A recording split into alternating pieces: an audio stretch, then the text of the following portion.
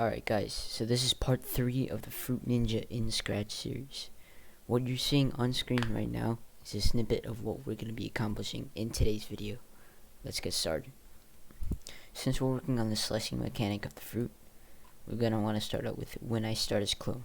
Now after this, if, make sure, and then if contains underscore costume name.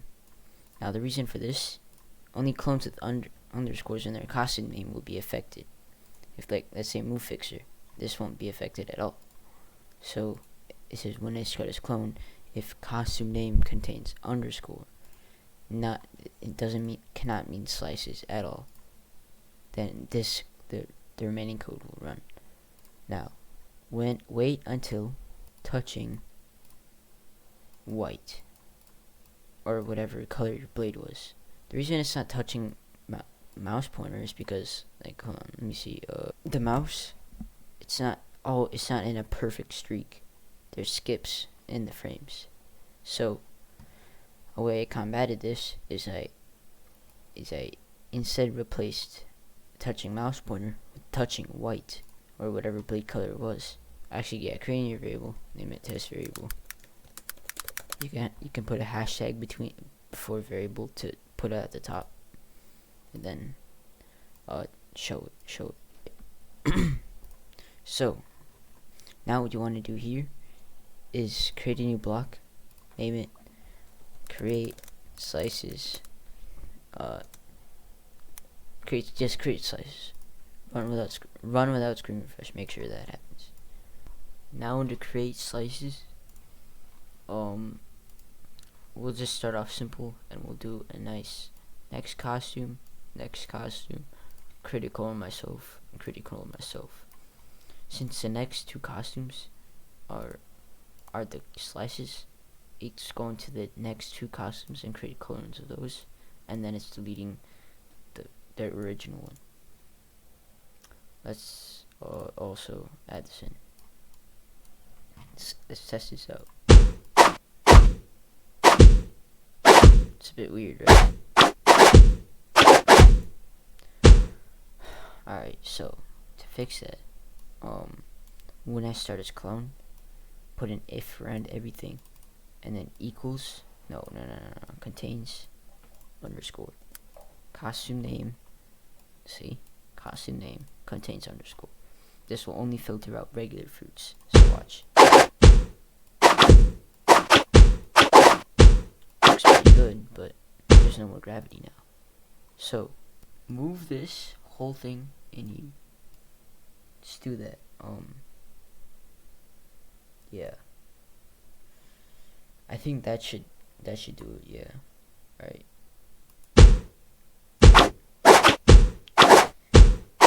Yes, it does. It maintains that same velocity, so it's not gonna change. It also maintains the same angular velocity, so that too. So this is what we're gonna want to do. Create a new variable, name it previous direction for the sprite only. Now, previous direction, set previous direction to the current direction.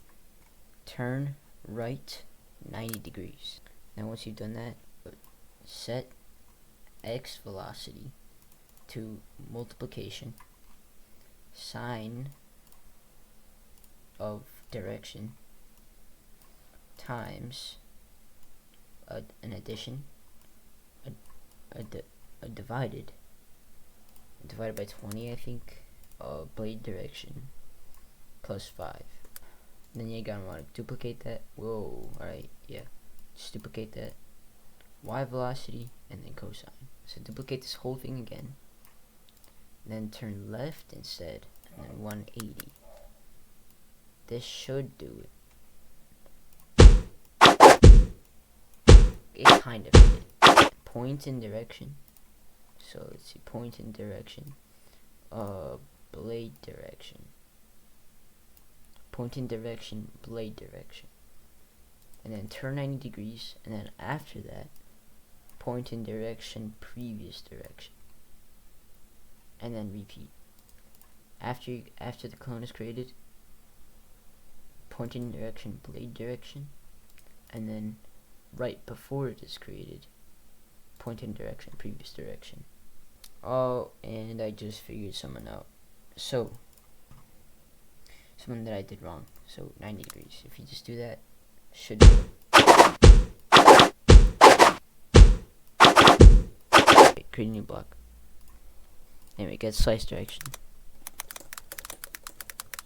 Run without screen refresh. And just put it somewhere, I don't know, right below it.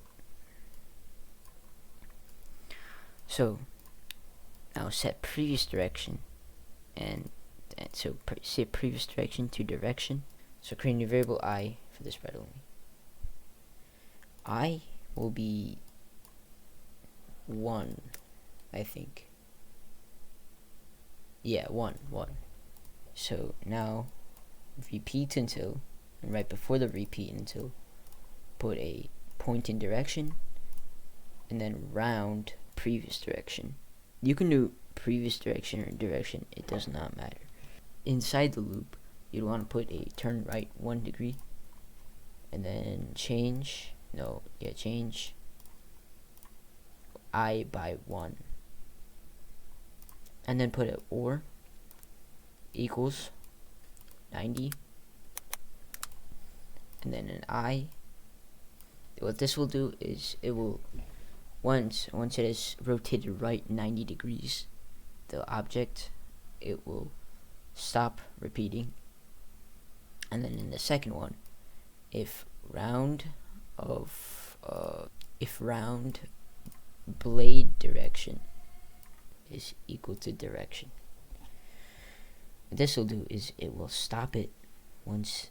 It will either stop it once the rounded blade direction is equal to the current direction of the object, or 90 degrees have passed.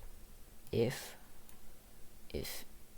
this is the case, if 90 degrees have passed but nothing else has happened, then it will point in direction this, and then it will repeat that the other way, -1, or left 1 degree.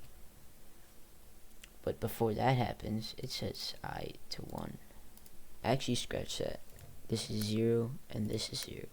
None of those have happened. If I is still equal to 90, scratch that again. Actually, if grab this boolean, duplicate it, and put it in a knot.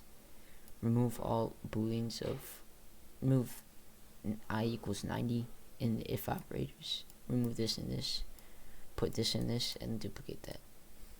Alright, now if this hasn't happened, it will point in the direction of the blade direction, and then it will rotate 180 degrees, and then creating a variable slice direction multiplier. This is getting really complex, sorry guys. Set slice direction multiplier to -1. However, if that is the case, if they are equal, then remove this and then change this to 1. Now once you've done that, drag it over to the first thing right here, and then drag a multiplier. Multiply it by slice direction multiplier. Duplicate it 4 times, and then drag these little inputs, these reporters, into each one of them.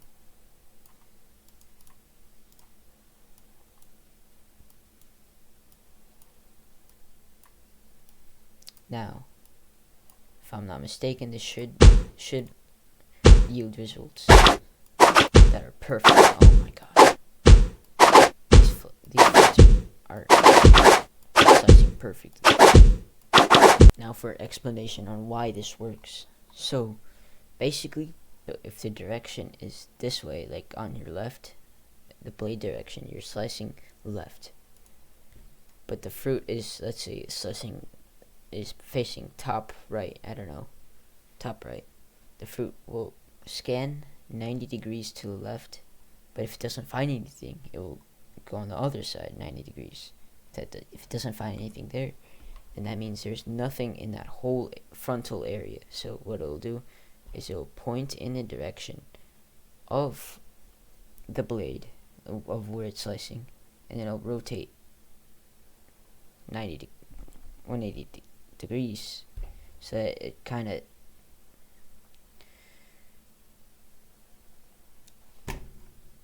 just don't ask why this works. It just works. I thought about it. Took a long time thinking. Now, set angular velocity to 3 or something. Then set angular velocity to -3. This should work.